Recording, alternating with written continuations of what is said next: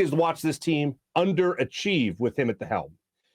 I respect Doc Rivers for being a great coach. I really do. Win a championship, go to another one. You've taken another team deep into the playoffs. But as of late, he has not been a great coach. So the comparison he makes to Pop and himself is ridiculous, especially after blowing a 24-point lead to the hapless LA Clippers like they did on Friday night. And if you haven't seen this yet, this is wild to me. If you were just deep in football all weekend and you said, oh, I'll give the Sixers a break and whatever, you have things going on. If you haven't seen this yet, I want to make sure I show you guys this because it is just bonkers to me. Here is Doc Rivers when he was asked after the Sixers blew a 24-point lead to the Clippers Friday night. Here he is when he was asked about whether or not this game was due to coaching. Here's the question and answer. What part of this loss would you attribute to coaching?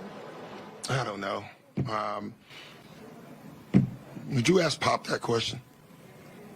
No, you wouldn't. So don't ask me that question. I've earned that. All right. I just ripped Doc. Let me just do this for the sake of not clarity, but the fairness. All right. The question was phrased weird. It was a question from a USA Today reporter. And the way the question was phrased was odd. Basically the question was, what about this was your fault? That's it. I don't know if that's the way you asked that.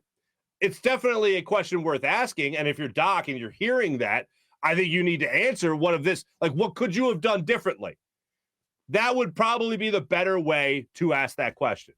But when you ask a head coach to say, what about this was on your plate? What about this was your responsibility? What percentage of this loss is on you, coach?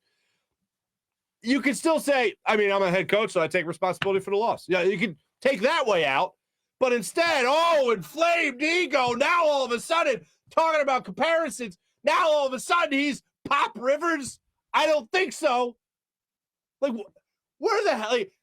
Possibly the greatest coach of all time in the NBA, in Gregg Poppovich, and a guy who has blown 3-1 series leads like crazy in the playoffs over the last couple of years. A guy that ultimately failed in LA as the Clippers head coach. A guy that won a championship 14 years ago. He's got the cojones to look you dead in the eye? How dare you, sir? Ask me. What about this loss? How much of this loss is on me? How dare you, sir?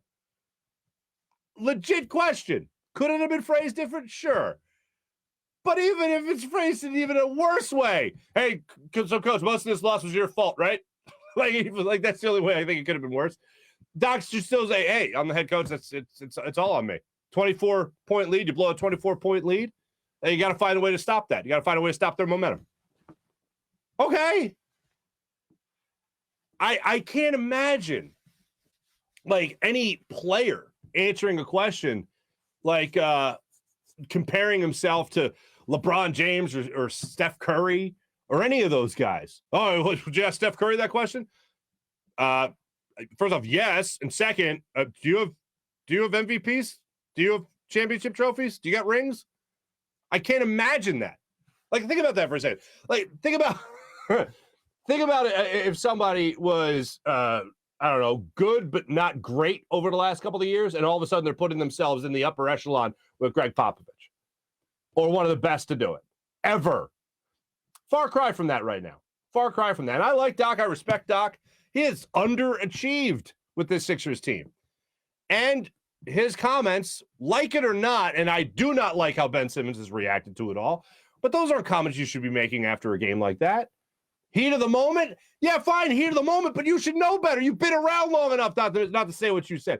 A lot of that is on Doc Rivers. Daryl Morey wants to come out publicly and say that, yes, he wishes he had a better relationship with Ben Simmons. Well, what about Doc? What if Doc never threw Ben Simmons out of practice? That was Doc's reaction. He was being a distraction. He wasn't getting involved. He wasn't getting involved in a defensive thing, so I just sent him home. Okay, well, he was supposed to address the media after that, so after that practice, so I would have loved to have seen or heard what Ben Simmons had to say about the whole situation. That would have been great. He probably still would have found a way to get out of it. But still, Doc threw him out, so then it wasn't there. It wasn't happening. And was that really the best way to possibly handle that situation?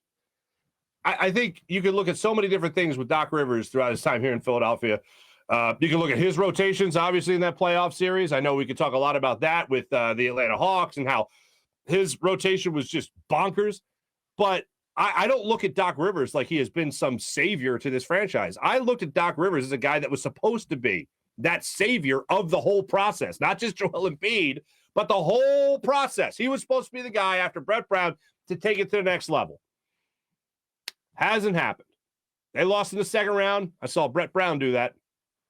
I've mentioned it many times. I've seen Doug Collins do that. I don't need that. I need an Eastern Conference Finals appearance. I need an NBA Finals appearance. And above all, I need a championship. And for Doc Rivers to go down the road of, would you ask Pop that question? Ridiculous to me.